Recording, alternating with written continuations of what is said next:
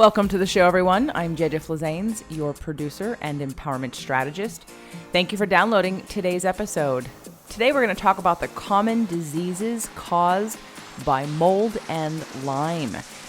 What is going on right now actually started yesterday. I apologize, is if you're on my email list, you got the notification ahead of time. But if you're listening just here, and it's the only way you connect with me, there is a 5-day mold and Lyme summit going on for both people who have had mold and Lyme or possibly have symptoms, and also practitioners who treat mold and Lyme. And that is jjflazanes.com/mold.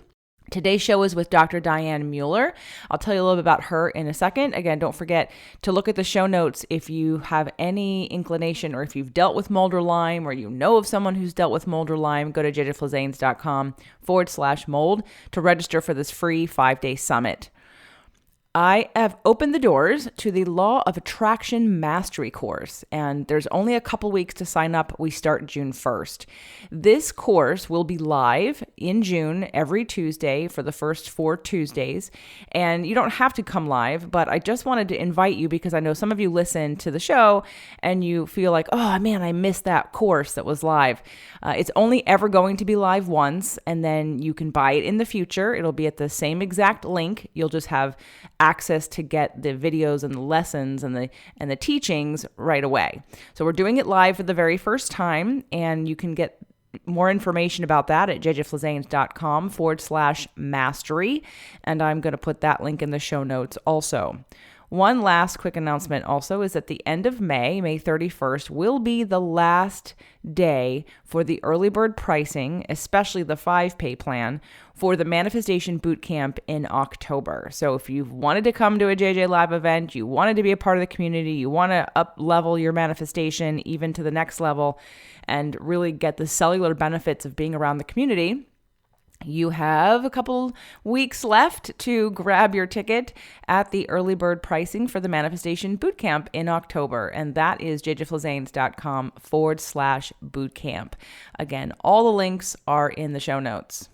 So as a survivor of IBS, Lyme disease, and mold illness, Dr. Mueller is passionate about bringing research, understanding, and compassion to those with these diseases. She has co-authored with her husband, Dr. Nichols, a book which is to be released now, it's available now, in May of 2021, called Use Your Mind to Heal Your Mold and Lyme.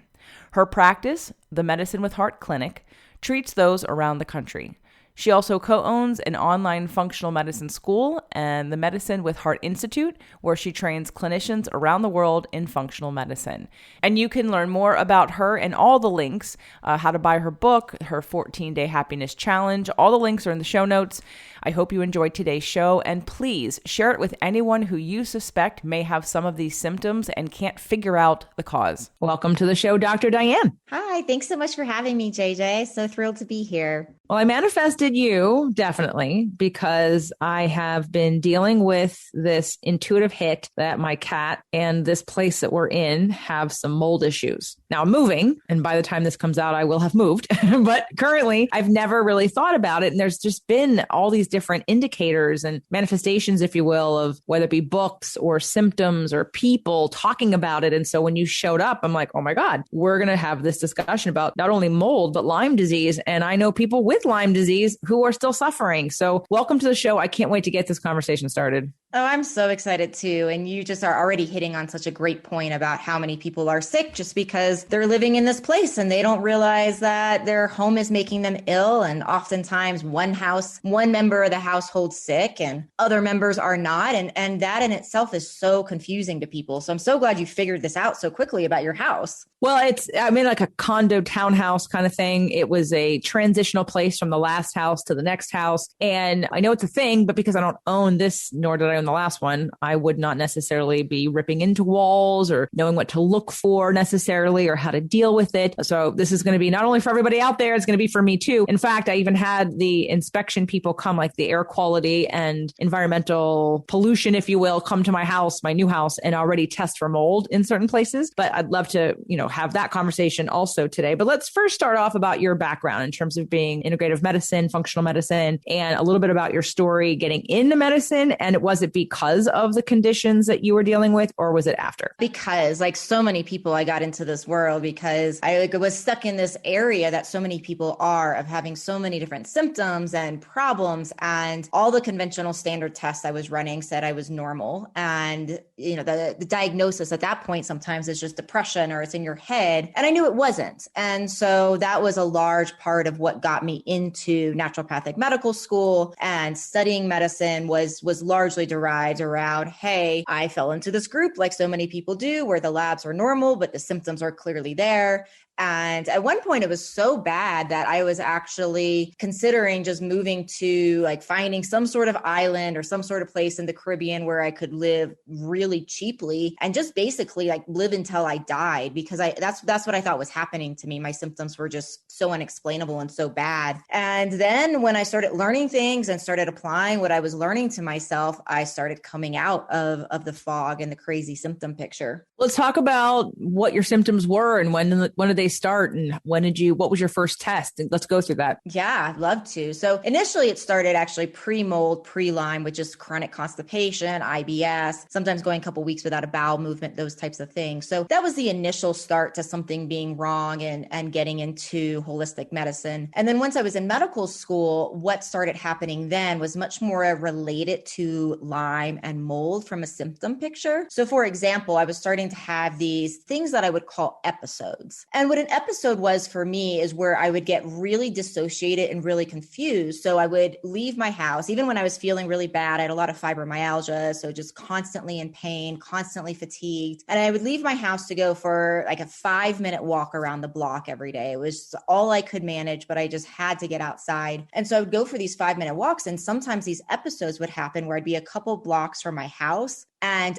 I would get like disoriented. I would get lost in space and time. It was almost like this out of body experience where I didn't know where I was. I didn't know where I lived. And so I would just wind up sitting down, and they wouldn't last long, minutes, not even like 10 minutes, usually like 2 to 5 minutes. And then all of a sudden the cloud would disappear, and I would kind of come back into my body and remember like, oh, this is where I am. This is where I live. So scary stuff like that would happen. I was having weird neurological symptoms of loss of feeling in my extremities, headaches, migraines, these sorts of things. Couldn't sleep, had really bad insomnia. And so much was really blamed on that time period when lab tests were generally normal. It was really kind of blamed on medical school syndrome. I was tired. I was pushing really hard. And when I graduated, and about 6 months after I graduated, a lot of my friends were saying, wow, we are coming back to life. We're feeling better. And I wasn't. And that's when I started doing a lot more testing. In school, I did the basics, solid adrenal tests and stool cultures and breath tests, looking for all sorts of different abnormalities in my hormonal systems and my adrenal systems and my gastrointestinal tract, and found some stuff, but nothing that was revolutionary. And so then when my friends were feeling better and I was getting worse and I started doing more lab tests, that's when I found Lyme and Babesia and Bartonella and a huge level of mold markers that were elevated. Who found them? I did. Mm-hmm. And was it something, because I know I work with a naturopath also, and I know that there's a whole, and in integrative medicine in general, right? They do more environmental than Western. Yes, absolutely. Absolutely. And I could have gone and worked with somebody else, but it's so interesting in the Lyme world, so many people that are integrative, that are natural, are still using heavy courses of antibiotics. And I think there's reason to have, in my opinion, there's reason to have as many tools in the toolbox as possible. But for me, and where I was with my history of gastrointestinal problems, I really did not feel like the antibiotic route was right for me. So that's when I figured like, I got to figure this out for myself, because I couldn't find somebody that I really felt comfortable from a treatment perspective to work with. So I just basically started going through the work of joining ILADs, interviewing other doctors that were treating it, and getting pieces of information here. And then just basically spending all of my time with as much brain power as I could muster during that time on the couch, just reading and researching and reading and researching until I felt like I could put together a solid treatment plan. I relate to the story because I had fibroids. And while I even worked with, let's say, healers, one in the beginning who I liked a lot she was really good at diagnosing things. But when it came to the treatment, and she was kind of old school, she said, well, surgery is really the only way. And so I took that and I went and had the contacts with the doctors. But I was hysterically crying every time. And I thought maybe, well, my marriage is kind of falling apart. And not too long after I got divorced. So I was thinking maybe that's what that was about. But it took about 3 or 4 times having this surgery conversation of me just sobbing hysterically that I was like, JJ, hello, your body does not agree with this. You do not think this is the way to go. You do not believe that this is the only answer. And so then the next 2 years, the path just was me trusting and trying things and listening to my body until finally, when I was looking at the uterine artery embolization at the time, it was told, well, if you ever want to get pregnant, then don't do this. It was dangerous. You'd be infertile, blah, blah, blah. And so I was like, okay. So then 2 years passed and my intuition said, check it again. And as you probably well know in medicine, right? Things change all the time. Research is happening. People are testing different things. I checked it. Now it's the fertility preserver. Now it's like the darling of, so I sort of just took, and I went into the doctor and I made the appointment and she looked at me like, well, didn't a gynecologist refer you? And I said, no. So it was one of those like self-diagnosis from all I needed her to do was the procedure. And I was pretty clear if she didn't want to do it, I was going to find someone else that was going to do it. And it wasn't like, I didn't mean I wasn't trying to be an arrogant person about it. Like I just knew what I needed. And she's like, but I'm the expert and I'm the one to tell you if you need it or not. Anyway, so it was like, okay, I get it. I'm here because you're really good at this. But her first recommendation was hysterectomy for me. And I'm like, yeah, it was beyond. And I had done a podcast with a doctor years ago about how she had a hysterectomy. And now she's like wanting to empower women. Do not. There are so many ways to heal even cancers that you think are going to take you down without losing your uterus. But it's the idea that, you were a doctor and you were treating yourself. But you also learned about all of these things to be able to treat yourself. And what I love about using this information and coming from that integrative medicine perspective, again, is the looking at the environment, which is something that I don't think Western does maybe at all. I totally agree. I mean, I think when like back in the day where Louis Pasteur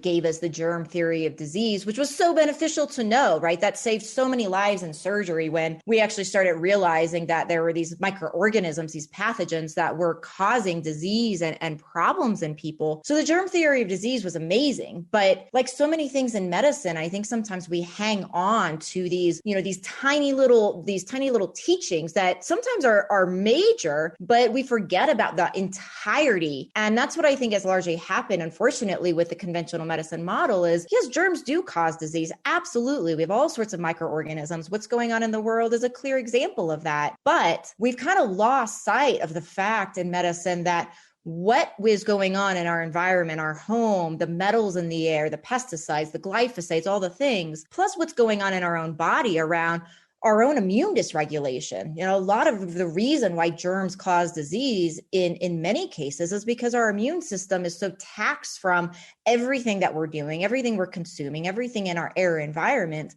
that we're not able to appropriately fight things. So I think we've kind of gotten to this point where we've reduced medicine down almost and made it too simple and kind of forgotten that how we live, what we're exposed to is a huge part of the health of the human being. Without a doubt. I live near the airport and I can't tell you how. I've lived near the airport now for 12 years, I think. We're moving, but I can see how over time, like when we travel, I don't blow my nose in the morning. I don't sneeze. And while I'm not going to say I feel like it's super, like it's on a scale of 1 to 10, it hasn't impacted my health. Like I'm not so sensitive to it that it took me down right away. It's been a slow degeneration over time, just like anything like leaky gut or when you take meds and of course just breaks you down. So, but it is absolutely the environment has an impact. And so it's so silent and deadly. I want to go back to the mold here because that's even worse, especially black mold, right? Can you tell us about, because when people think of mold, they think of green mold that they see obviously on the outside of, let's say, food, or maybe a mushroom. Like in my old house, we did have a mushroom that grew out of the ceiling once, which was funny. Right. So let's talk about, and then also mold in terms of if there's any kinds of good mold. Like as I say that right now, are there kinds like mushrooms? Are there good forms of mold and bad forms of mold? Oh my gosh, I love this question so much. It's such an important thing. I can get into like a really big soapbox here. So basically, yeah, a lot of times you're right. When people are thinking about mold or thinking about what grows on food, black mold is known as Stachybotrys, and black mold is thought to be, from the perspective of the toxins that the mold produces, the most pathogenic mold out there. So some of the problem with mold is that we can get mold spores growing inside of our body, but the reason they tend to make us sick is usually the toxins. So the toxins can be that the mold spores are growing inside of our body producing toxins. The toxins can also be that there's just mold growing in the walls of our house and we're breathing in those toxins. And I want to make sure that everybody listening is clear that most of the time when we're seeing black mold, like black colored mold on the tiles of our say shower, that's most of the time not the black mold that we're talking about. That is the really toxic type of mold. Black mold that we're talking about is very, very common. Stachybotrys, like I said, is its name. And typically it needs a continued water source of a couple weeks in order for it to really grow. But we are linking this type of black mold to all sorts of crazy neurological diseases, Parkinson's, Alzheimer's. It's linked to fibro. It's linked to cardiovascular problems. The list is really on and on and on. So that type of mold typically for most people it can be on surfaces. Absolutely. You can see it visibly. But for many people, it's growing behind the drywall. And oftentimes how a house is set up is going to really lead us to developing black mold. For example, I had a patient who had black mold in her attic. And the reason it was in her attic is because the way the exhaust was set up in the bathroom is that the exhaust fan, instead of going outside and blowing that moisture and that humidity outside, that exhaust fan was actually driving that air to the attic. So every time the fan went on, that air is driven into the attic. That humidity over time was that continued humid source. And that's how that black mold developed. So it's really important that people understand that just because you don't see it, just because you don't smell it, does not mean you don't have it. Which is why I invested in at least the first round of testing of this house that I will be owning very shortly. And hopefully by this moment I own and am in it, but I did not test the attic. Now I just did bedroom and guest bathroom because that's what I'll be using. And they had to take a sample outside. So I just did some basic places where I'm going to be spending the most amount of time, but I didn't think to do the attic. So in terms of that exhaust, is that abnormal or is that normal? What you just described in terms of how the exhaust is set up? It's from the clients that I've interviewed, it seems to be more abnormal, but things that are normal and common in home development and home building that are really important to watch out for are a couple things. One, the awning. So like how the awning, the place that kind of hangs over the house, you really want to look for houses that have at least 6 inches of that awning. So sometimes I'll just do this experiment when I'm driving through neighborhoods of just, especially if I'm not the one as the driver and I can really pay attention, is to really just look around and see how many of these houses have this at least 6 inches hanging over their house. And so many of them do not, which is problematic because if it's just a couple inches, then the water, when it rains, when it snows and it melts, then that water winds up dripping too close to the house and can actually seep into the foundation and cause mold that way. So that's really common.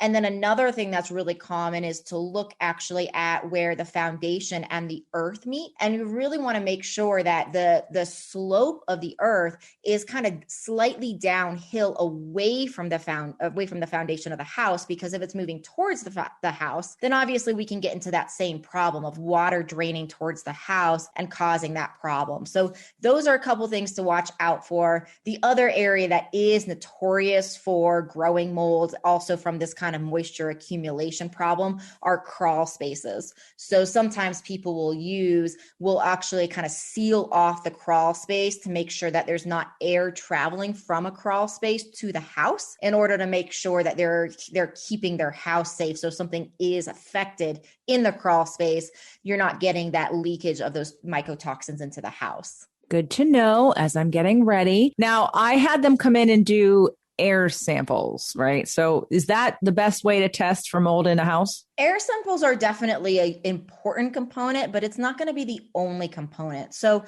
super heavy molds like Stacky, like the black mold, it's heavy. So the heavy molds don't tend to suspend in air. They actually land on dust because they're heavy. And dust is a little bit of a carbohydrate, and molds also love carbohydrates as a food source. So we'll see that sometimes if you just do air samples without also doing the dust sample, you can actually have a false negative thinking you're fine because the mold actually isn't in the air. It's on the surfaces in the dust. So it's good to look at it in both places to be thorough. Okay. Well, once I get in the house, we're going to start doing more. I just wanted to do a sort of a basic gauge of where things are. And of course, they sent me the report, which I can only read to the best of my ability. Someone like you could probably read it better. So I'm just looking at ranges. But let's talk about symptoms, because I want everyone who's listening to really check in with themselves about symptoms that maybe they have, like you were talking about, that maybe you've done all the other things. And for me, when I look at health on a person, and I'll be working closely with another naturopathic doctor who deals with cancer to work with patients on the emotional piece. And for me, and I know that you do this as well in terms of the emotions, in terms of addressing all of the things that emotions can do. In fact, your new book coming out is called Use Your Mind to Heal Your Mold and Lyme, Correct. right. So there's an important piece here in the emotional piece, which to me is very under talked about. It's very underplayed in medicine. It's poo-pooed. It's not something you can test for on a lab necessarily. So it hasn't really been given what I think is the respect, in terms of contributing to your health, minus Bruce Lipton's book, Biology of Belief, and all of his work and things like that. And epigenetics, which is now something most people should be aware of. If not, please look into it. I've done some shows. You guys can go back and listen to those shows. But I want to talk about, okay, so if you've done the medical, biological kind of testing, like you're talking about, you've done labs, you've done other tests, not necessarily environmental tests yet. I want to get to that. And I want you to help us know what to ask for. If you help people with it, they can come to you. If they can do it on their own, like for a lot of clients who want to get blood work and they can't find a doctor near them who will do it, they go to Life Extension, right? So just like things like what they can work with you on or their doctor, or what they can do by themselves. But before we get to the testing, because you don't need to spend a lot of money on testing yet until you figure out if you have symptoms, what are some of the major common symptoms of undetected mold in the body? It's such an important question. So mold and actually Lyme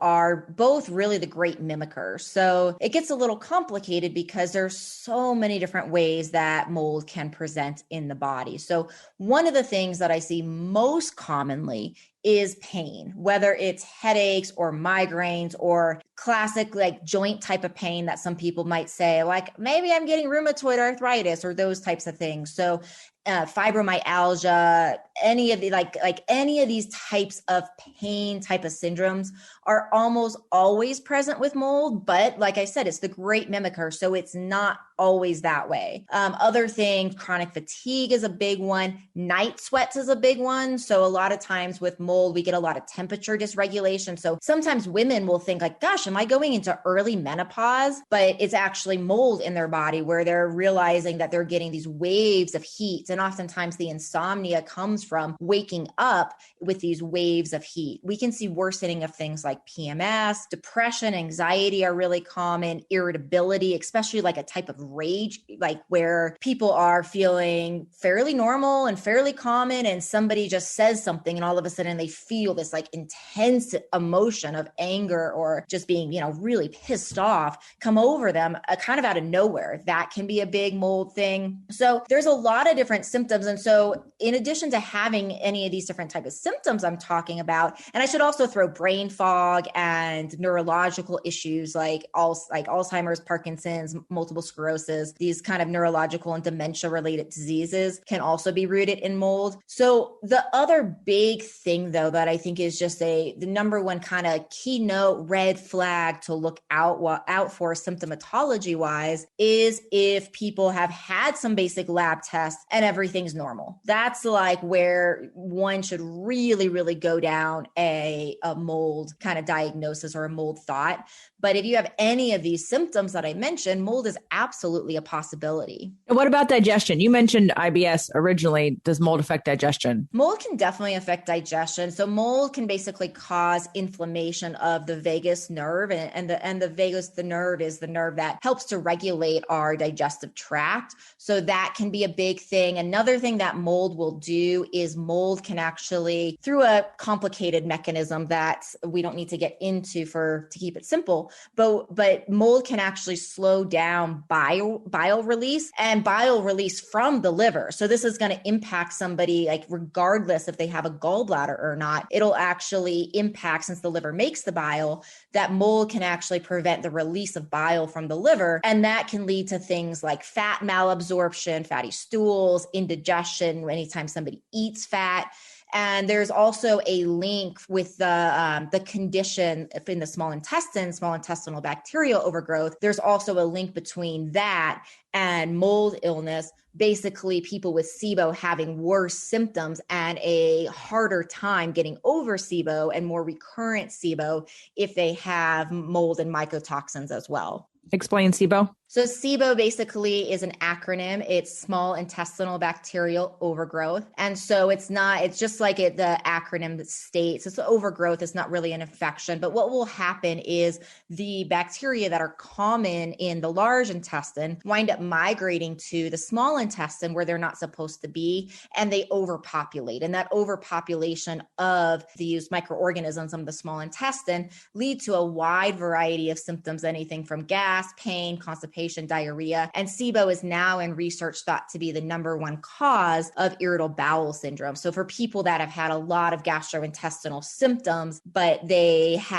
don't have like a diagnosis other than IBS, or maybe they don't even have that diagnosis. It's just like, I have a lot of stuff going on in my gut. I've been told to take a stool softener or a laxative to help work with it, or maybe some Gas X. And that's basically what I've been told by my doctor. That's a really common reason to look at a small intestinal bacteria overgrowth diagnosis. I'm like sitting here with my mouth open, like the doctor tells you to take a stool softener. First of all, if your stool is too hard, no, don't take a drug. Look at why it's hard, which is probably what you're putting in your mouth.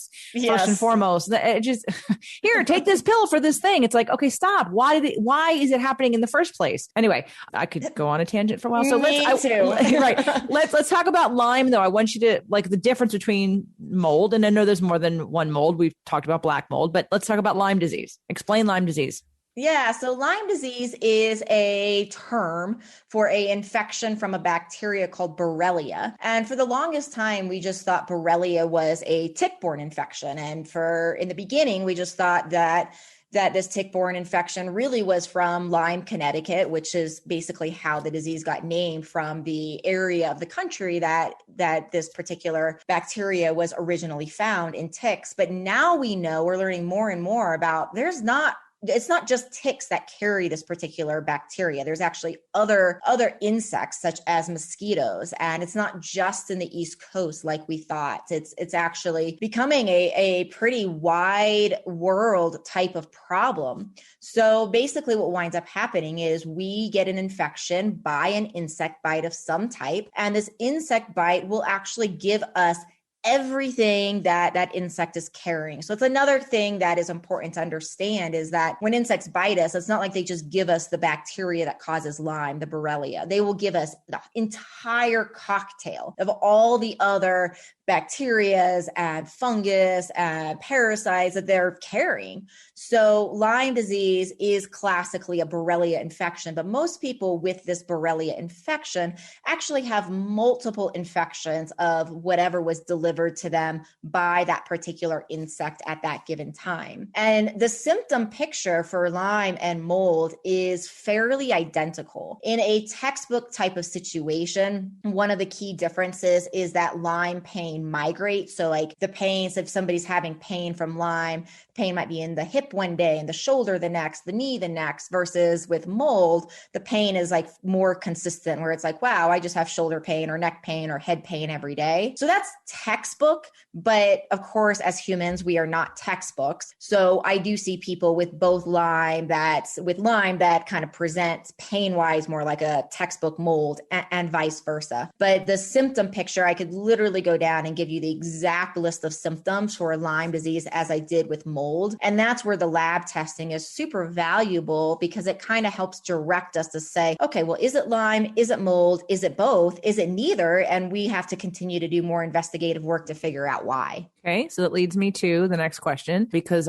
everyone in the world who's going to hear this cannot necessarily work with you, but they probably should. So anyone who's interested, we can talk about that and how they can contact you. Is it something they can bring to their doctor? Is it something that you think people would benefit doing it on their own first? Oh man, I wish we had the entire day to go down this soapbox. It's so important. And so basically from a take this to your conventional doctor standpoint, there's some challenges. So one big challenge is that the conventional medical community has been very, very slow to accept this fact that chronic Lyme does exist. Even though now there's studies out that are showing this, a lot of docs are really still believing there's no such thing as chronic Lyme. So it's difficult depending upon where people are at, what type of doctors they have access to take this to their doctor and have their doctor take them seriously. And same for mold. A lot of people are really not connecting the dots yet. And again, we have research studies showing this and more coming out all the time. We need more research,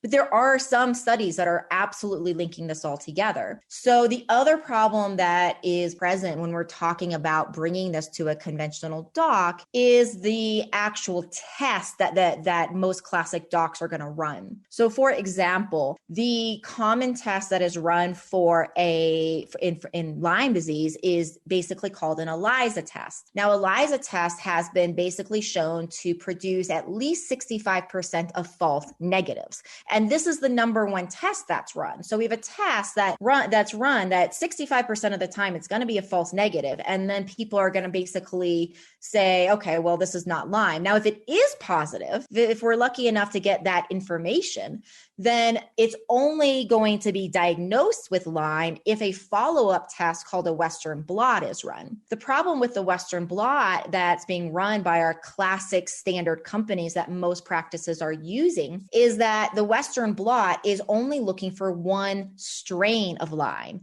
And there's a ton of strains of Lyme. So the first test is kind of crap. It's like 65% false negative. And then if you are lucky to get a positive, then you move on to the second test that is also done in a way where it's not very thorough. So what I tell people is like, if you want to start with testing with your conventional doc, if your conventional doc will at least take you seriously enough to test, it's reasonable, especially if it's going to be covered by insurance, it's reasonable to do this test and say, okay, well, if it's positive, great. A positive is a valid positive. And so we can take that and say, okay, well, this is data, but what we want to be very careful about doing is if we get a negative test, then saying it's negative, because we don't know that. There's so many false negatives. So we can rely on the positive, but we can't rely on the negative. And that's Lyme. Now, as far as mold is concerned, there's a couple of different ways you can test mold. You can do a urinary mycotoxin test. Most conventional docs are probably not going to run that. One of the problems is that a lot of these tests for mold are done by specialty labs, and doctors don't tend to have accounts with these specialty labs, and they don't tend to like ordering tests they don't understand the results for, because then they're legally liable. And so that can be difficult to run. Now, running a test through a standard doc for mold called an HLA-DR, it should be an HLA-DR and a TGF beta 1 are really, really great mold markers. And those are tests that can be run accurately through your standard labs if you can get your conventional doc to do those orders for you. Is there a resource like Life Extension that someone can go to get them and order them themselves? Direct Labs. So if you go to directlabs.com, they have a lot of different labs that are direct to consumer. And I'm pretty sure you can get these types of labs on Direct Labs. Okay. When you were talking about the false negative and the ELISA test and then the Western blot only giving you one strain, it reminded me of like when you try to diagnose thyroid by only testing TSH. 100%. And you're not getting the T3, T4, T2, and you're not looking at the rest of the system. So, right. And how long since that TSA is that's like so big, right? The TSH, I'm sorry. The TSH is such a wide range that by the time you're out of it, like you've had thyroid problems for a long time. So yeah, it's not funny, but at least it's funny, but it's not funny. It's kind of sad, but at least people like you are out there educating us so that we can go back to our doctors and ask, or find new doctors, or go to direct labs, because just like life extension, we need a resource for those of us that want to spend the money and the time and the research to test ourselves, when people just trust that their doctors know best and they're human just like everybody else. And I'm not saying they're doing the best they can in many cases, but a lot of times that's just not enough. And there's a lot of research to prove that we are sicker than we ever have been. And we have a lot of more factors that, I think Dr. Northrup was on the show twice, and she talked about, I think 17 years is the time it takes to change a medicine paradigm. 17 years. By the time you add on the new information, it's already old.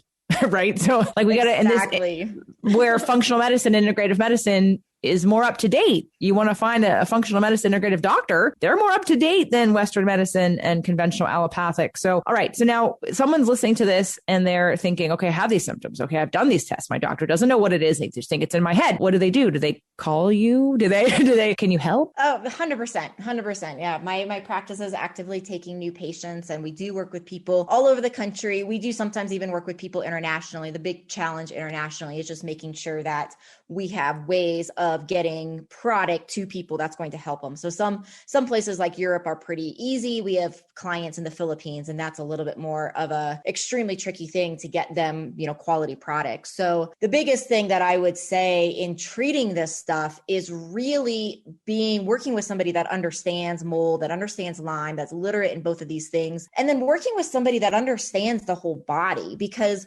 one of the biggest challenges I see people get into when they're treating these things is even when they find them, it's like, hooray, we found things, we know what's going on. It's super exciting. And that's wonderful. But when we just go after the Borrelia, the bacteria that causes Lyme, and the other infections, and detox the mold toxins, the other environmental toxins, that's a great start. But there's so many areas of the body, and we have these imbalances that basically get disrupted. Our adrenal system, our digestive systems, our immune systems, our neurological systems. And so if we're just cleaning up the bad, but we're not actually going in to test and look holistically about all of the different tissues and glands that have been affected, we're really not doing a very good job. And it typically is very difficult to get somebody completely well without looking at the entire picture. So that's what we do at my office. And if it's not a good fit with my office, the other thing, and we would love to have you guys, so please just let us know. But if it's not the right fit, then the other thing I tell people to look out for is looking for people that are mold and Lyme literate, but also really looking for at least a team. Even if you're working with somebody that's mold and Lyme literate that doesn't understand the rest of the body, getting somebody that understands functional medicine on board, that's going to take a look at the whole body. And then also getting on somebody on board that is really going to help coach how you're thinking about this, the internal dialogue. So many times, and for me, as I imagine could have been true for you too, JJ, it's like so easy when we're not feeling well and we're sick. It's so easy for the mind to come over and say these thoughts like, I'm so sick, this is so hard, I'm never going to be well. And that actually is putting the body into the sympathetic, that fight or flight type of drive, which is not where our immune system works. So what we do at our clinic, and we encourage people to do this with us or with somebody else, is find that person that's going to really help dissect how to transform the internal workings of the mind, because that needs to be addressed just like the body. It's all part of the healing process. And so I think in getting somebody well, it's really looking holistically and looking at all of the imbalances, mind, body, including mold and Lyme, but beyond mold and Lyme. We have a new book coming out, as we talked about earlier, Use Your Mind to Heal Your Mold and Lyme. And I know you're doing like a launch, and you're actually giving it away for free. So we're going to talk about that in a second. But before we get to, and you also have a 14-day happiness challenge that when I looked at that was cool. And definitely my people would love that. Anytime we do any kind of challenge, I have a 30-day manifestation challenge, which is similar in its result, right? Like it's about putting your emotions on the top of your important to-do list every day and getting yourself into a high frequency frequency and vibration that you can do deliberately every day. So you don't feel like you need something to change to experience these feelings. But a 14-day happiness challenge might appeal more to other people. It's less time. And I'm sure you do different practices than I do. But before we get to your launch and your new book, are there any standard home detox supplements, something you would recommend that if someone's having these symptoms and they have this intuitive hit that it may be mold, is there something safe they can do to try and see if it alleviates any of the symptoms? Absolutely. I can give a couple recommendations, and I want to do so with a little bit of a caveat, which is in giving these recommendations, I want to be very careful that people are not assuming that, oh, I tried these things and they didn't do anything, so it must not be mold, it must not be Lyme. The process of working with these disease processes it's complicated, and there's a lot of different components of how to do this effectively and uniquely, right? Because depending upon the unique combination of what mold toxin somebody may have, what other infections, imbalances, the protocols are always going to look a little bit different.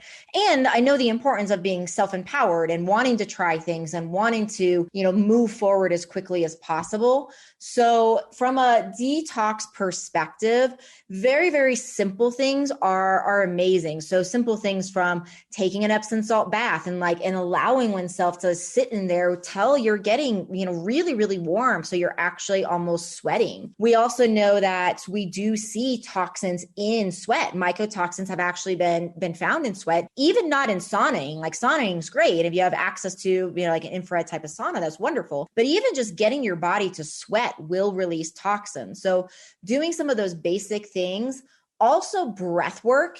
I cannot, the more and more I study breath work and the way that we breathe is so impactful to our immune system, our nervous system, but also making sure that we are truly properly oxygenating our tissues. There's so many disease processes that are happening in part just because the mitochondria, the powerhouse of our cell, don't have energy because of oxygen deprivation. So doing exercises, for example, like inhaling, exhaling normally, holding one's breath out of the exhale as long as possible. But then here's the most important part of this exercise. So make sure everybody's listening to this part, which is after you hold the breath after the exhale, it's really, really important that inhale is natural. So you don't want to do this really, really, really deep inhale or this fast inhale. That actually makes the breathing pattern not reset to a more healthy oxygenating pattern. So you basically want to hold your breath as long as you can, and when you can still take a very natural, calm, relaxed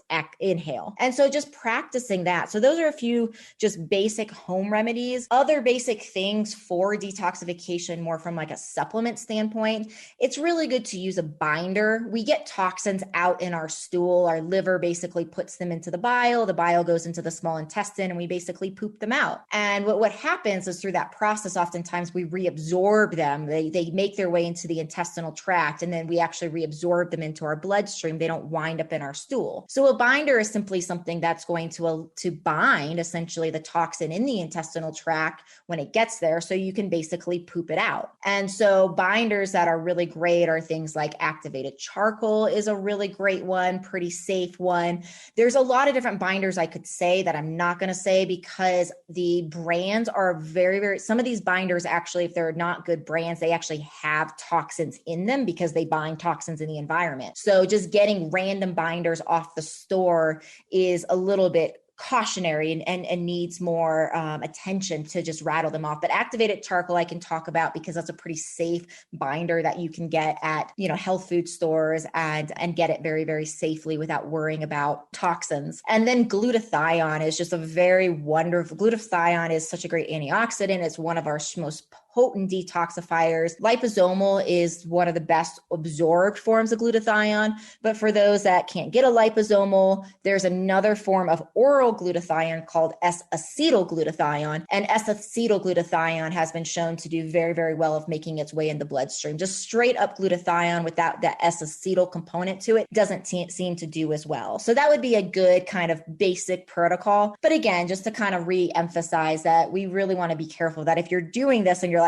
well, I'm not noticing a difference, it doesn't mean that you don't still need mold treatment. It just means that, hey, we need to really develop this treatment a little bit broader. Well, there is nothing in what you just offered that wouldn't just be beneficial anyway. So, absolutely. so if we're not doing all of these things, and I'm going to put exercise in there for the sweating component also, then add these to your regimen and see what happens. But of course, reach out, and all the links I'm going to mention are in the show notes. Your clinic is called Medicine with Heart. So you can go to medicinewithheart.com. Let's talk about quickly, and I'll put the 14-day happiness challenge in there, but let's talk about your book and the book launch. Thanks. Yeah, I'm so excited. So I have a 5-day educational summit leading up to the book launch. So interviewing experts from all over the world, actually, in Lyme and mold and functional medicine and health in general. And so that's going to be really exciting. And then the book will actually be launched on May 24th and then May 24th and May 25th. So the first 2 days of the launch, I'm actually giving the book away for free, the ebook version of the book. So I'm really, the whole point of this is to really get this book out into as many people's hands as possible. It really is looking at a lot of the challenges. I call it a survivor's guide, because a lot of what we're doing with it is we're looking at the physical side of things, what tests are needed, all sorts of information about treatment from a whole body perspective, but also how do we work on the mind and why is it really important? So there's a lot of like supportive care exercises that are built into the book to really say, okay, start here. This is a really basic supportive care exercise to begin to understand how the mind is affecting the health, and then building from there into daily practices that don't take a lot of time, that don't take a lot of effort, but that can have profound results. I have a chapter in there called doctor hopping, when to hop and when to stop. So really looking at how to analyze a clinic, what questions to ask when you're trying to find a provider, what answers you're looking for from them to know they're the right person for you to work with, when you should continue to stay with a doctor because, hey, maybe you're running through a challenge, but this person is still able to help you versus like, you know what, it's time to get out of here. So it's really looking at some of these challenges from treating these complex chronic diseases from a patient perspective and really analyzing what is missing, how to help somebody and support somebody in thinking through the process from the very beginning of finding a good doc all the way to I am healthy and well, and what do I do next? And the other thing that I'd love to share about it that I'm really excited about with it is the first couple of weeks, like once it does go into full sale mode, we're actually taking 100% of the profits and we're putting it into a scholarship fund where those that truly cannot afford treatment, there will be an application process and people will have to prove income eligibility, but people that do that and apply for it and are income eligible will actually be able to use the money out of the scholarship fund to pay for their labs, to pay for their supplements, to pay for their treatments if they can't afford it. And the same thing with the summit. That's what we're doing with the proceeds from the summit as well. So really using this as almost like a crowdfunding event, like giving to people, helping them, and then utilizing the money that comes into us to basically put back into supporting the community that needs this work. Beautiful. And I'm excited to be a part of the summit. So that will be awesome. Hopefully, guys, you'll hear about that through the email and in social media posts as well. So definitely want to invite you to participate in the summit. But to get your free book, okay, it's just 2 days. It's the 24th and the 25th of May, 2021. You're going to go to jjflizanes.com/mold. Now, this link will be in the show notes. So if you're driving or exercising, just check out the click, like see more and click down below. So it's jjflizanes.com/mold will take you to get the free book, the Use Your Mind to Heal Your Mold and Lyme. It'll be free for 2 days. Of course, after that, it's Diane was saying, it's going to be an amazing way to give back. So even if you buy the book, you're contributing to somebody else's healing journey. And also, let's talk quickly about the 14-day happiness challenge. Yeah. So I think with, what you're sharing about your own challenge or 30-day challenge, I think it's like these two things I think are just going to pair so well together, right? It's 14 days and it's guiding people through research, research-based studies in the beginning. So just kind of getting the mind on board in the beginning as far as, wow, what we think actually can affect. So like there's research that's showing that a positive thought versus a negative thought about the exact same external situation can actually change our hormones, can change the way our immune system functions. So at first, in the first couple days, we start with some of the research to really help the brain understand and get the belief system on board about the power of the mind. Because when the belief system's on board, of course, as I know, it affects things so much more deeply. And then from there, it's basically exercises every day, very, very short, very easy to implement. And we talk in there too about some of the science of habits. And so as we're trying to bring in new exercises to really look at at changing the mind, we actually look at some of the research on,